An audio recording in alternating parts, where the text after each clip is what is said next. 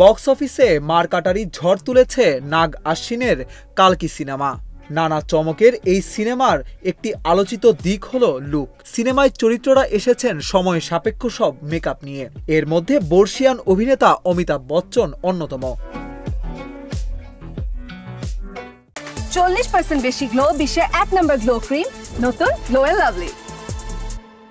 81 বছর বয়সেও অমিতাভ পর্দায় এসে এমন হইচই ফেলে দিয়েছেন যে তার কাছে এই প্রজন্মের প্রভাস একেবারেই ফিকে। অশ্বত্থামা লুকে একেবারে তাক লাগিয়েছেন অমিতাভ। কিন্তু জানেন, এই মেকআপ নিতে অনেক কাঠখড় পোড়াতে হয়েছে তাকে। প্রায় 10 ঘন্টা একটানা বসে থেকে এই মেকআপ সেরেছেন তিনি।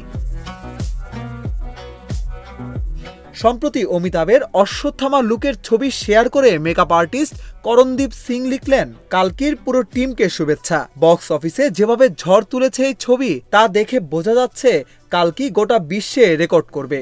আর রেকর্ডের নেপথ্যে রয়েছে অমিতাভের অশ্বত্থামা লুক। অনেক ঘন্টা ধরে এই মেকআপ চলেছে। এত বড় মাপের স্টার হয়েও এতক্ষণ ধরে বসে মেকআপ করেছেন তিনি, তা অনুপ্রেরণা যোগায়। এদিকে কালকির এমন জোয়ারে অমিতাভও শুভেচ্ছা জানিয়েছেন। এক্স হ্যান্ডেলে লেখেন, কালকির ম্যাজিক ভেতরেও বাইরেও, সবাইকে শুভেচ্ছা, ধন্যবাদ।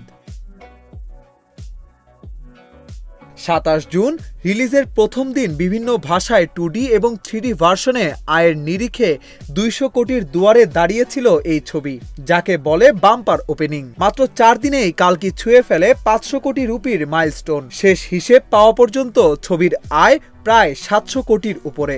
এবার 1000 কোটি রেকর্ড ছোঁয়ার অপেক্ষা।